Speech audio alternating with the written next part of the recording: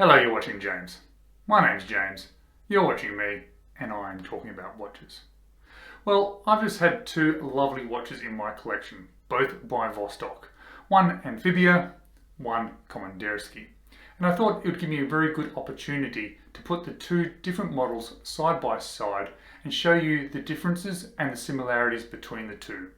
Now they both are quite different watches from each other. One's more of a sort of a field aesthetic, one's a bit more of a dive watch, but they're both from the same company, and I'll be really interested to see, and I'm really interested to show you how many similarities these two watches have when you put them side by side. A lot of people love the Amphibia and they go on and on about it and rave on and on about it, and it is a fantastic watch, I understand. But the Komandirskie doesn't get quite as much attention, and I think it's a little bit of a shame because it's such a good watch. So I think this video may help a little bit to show you guys how good the Komandirskie is as well when you do compare it against the Amphibia. But let's flip the camera around now and let me show you these two watches side by side. Firstly, it's a big positive for both of these watches. They're both great value for money. The Komandirskie cost me less than 50 Australian dollars, whereas the Amphibia cost me around about 100 Australian dollars. And both of these watches feel like they're worth more money than that. Absolutely, the Komandirskie feels like a much more expensive watch, and the Amphibia exactly the same. Let's just very quickly run through the differences in the dimensions, and then we'll start talking about the more interesting stuff, the real differences between the two models, and the surprisingly similarities between the two. Now, you'll see that the Komandirskie is 40mm case diameter, whereas the Amphibia is a little bit bigger at 42. The thicknesses of the watches, the Komandirskie is 12mm.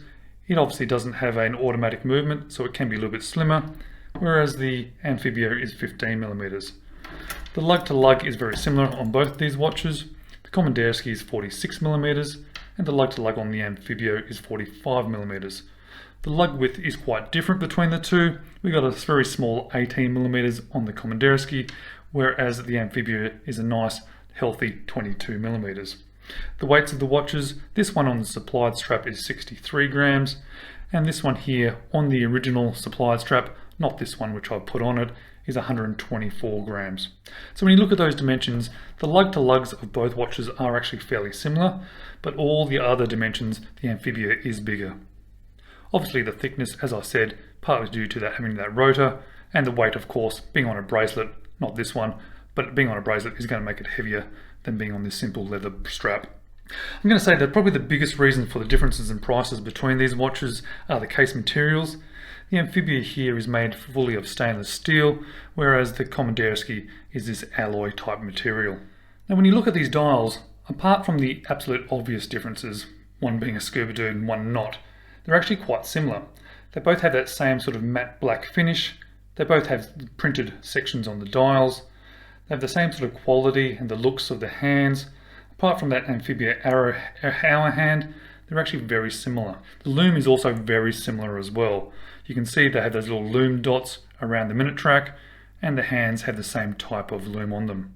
Both of them have that bi-directional friction-based bezel, both have screw-down crowns, and both of them comes with those two-part screw-down case backs, and both of those quite pleasant designs on the case backs themselves.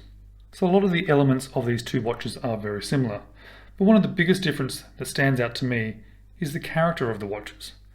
The Amphibia, it does have that scuba dude, which does make it a little bit funky, but if you put that aside, when you look at the bezel and you look at the case, it's fairly simply made, it's quite rounded, it's all polished, it's nice, it's neat, and it's tidy.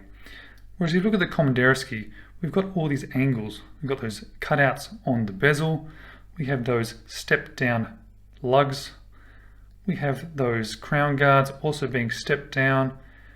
It just brings it all together and makes it a little bit more interesting.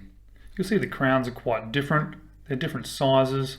The Komandirskie has the crown guards, which helps tie it into the watch a little bit better, whereas the Amphibia just has that very large, very usable crown.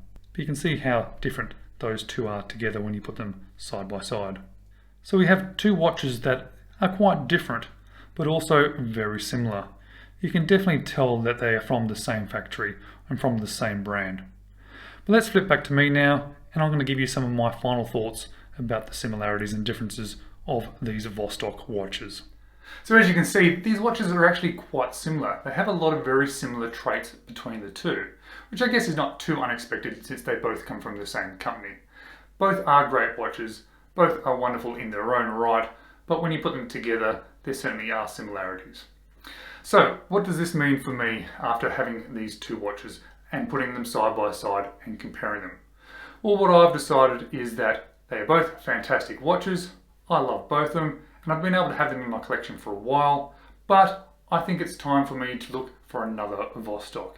So I am going to sell both of these watches, and I sort of have to because I need to fund this new watch that I've just bought here. I get the feeling this might be my ultimate Vostok. It is the Vostok GMT Batman with the Scuba Dude. So I am quite excited to see how this watch compares against the others and how good it is in its own right, and whether it is actually better than either of those other watches that I've just shown you. Okay, keep an eye out for that video that's coming up soon, and I'll see you again shortly.